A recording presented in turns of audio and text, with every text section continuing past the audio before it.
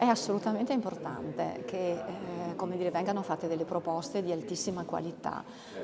La complessità della situazione, gli eventi che stanno accadendo, richiedono, diciamo, risposte complesse, risposte importanti. Quindi aver invitato a Pieve di Soligo 4 nomi di altissimo livello è proprio quello di fornire alla nostra cittadinanza l'opportunità di conoscere e di confrontarsi con gli studiosi che in questo momento hanno affrontato percorsi di ricerca e tematiche di grande attualità ma anche di grande novità.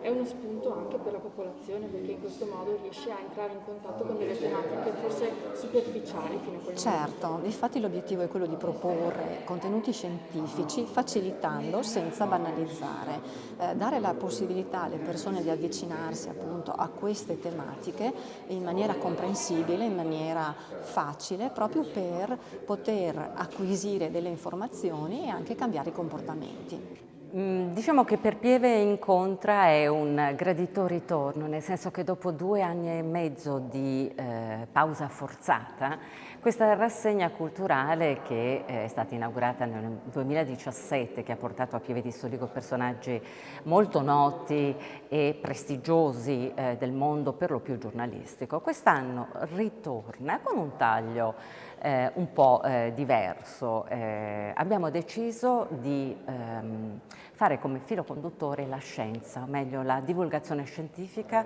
e la difesa della biodiversità, perché riteniamo che questo sia un tema particolarmente importante e pregnante di cui poco purtroppo si parla anche a causa delle contingenze. Gli ospiti sono particolarmente prestigiosi, inaugureremo la rassegna il 28 di questo mese con il professor Stefano Mancuso, che è uno scienziato di fama internazionale, uno dei 10 uomini per la Repubblica che possono cambiare il mondo. Parleremo del mondo vegetale e dell'intelligenza delle piante. Seguirà poi l'appuntamento di maggio con Umberto Guidoni, astronauta e astrofisico, che ci porterà nello spazio. E professor Telmo Pievani a giugno, evoluzionista.